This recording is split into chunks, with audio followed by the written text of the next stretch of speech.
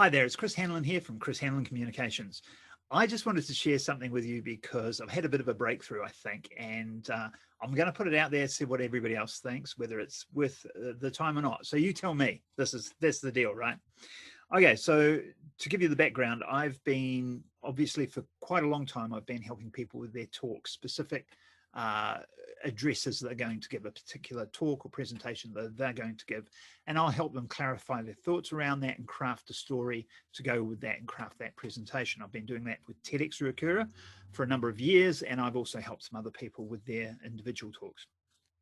However, I recently got asked to do some work for corporate executives, so effective communication for executives.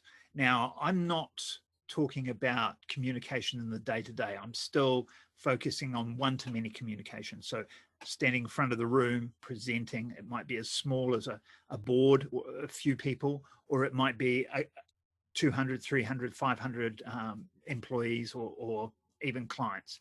So that's what I've been trying to do, is to get the overall essence of what I've been teaching for some time now into a model that I can use in a more generic way, because I'm not helping them with one talk.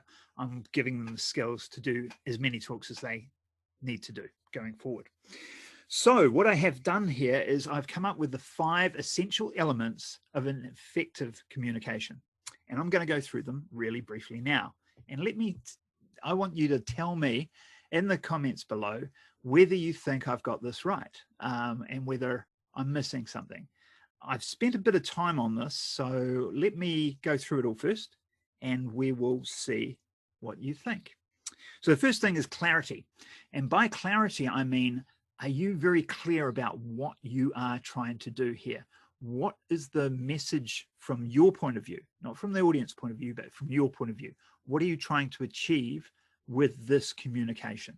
That's clarity. If you don't have that, you don't know where you're going.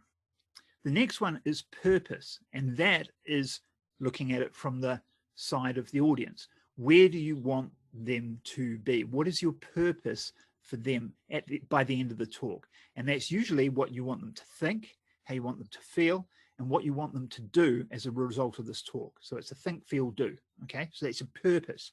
What is it that the audience is going to get out of it effectively? The next thing is empathy, and that is looking at it from the view of the audience. It's looking at what you're saying. And again, I'm talking about executives here. So often that audience will be employees. So you don't want to be cracking the whip and saying, work harder, when they're already getting close to burnout, right? You need to have some empathy there. So empathy is an important one. The next one is emotion. You have to show emotion yourself. So empathy is about the audience, if you like, their emotion. This one, emotion, is about you.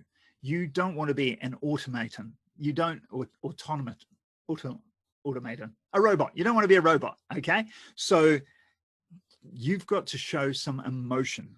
And then finally, the 5th element is story. And story is the cohesion that's in the context that puts it all together.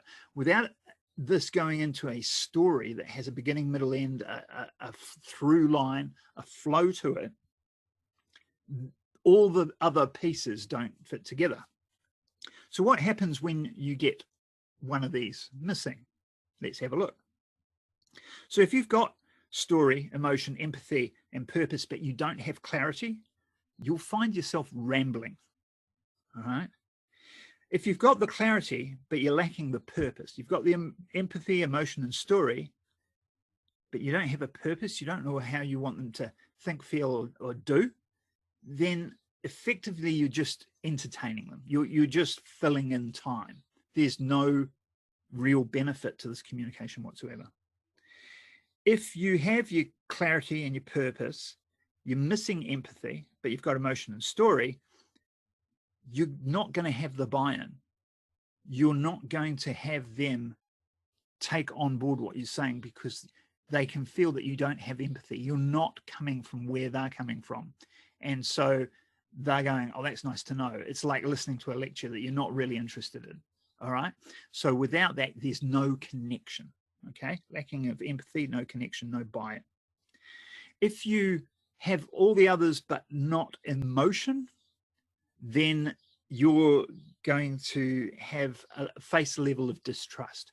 People aren't going to know whether they can trust you because they don't feel that you're a real person.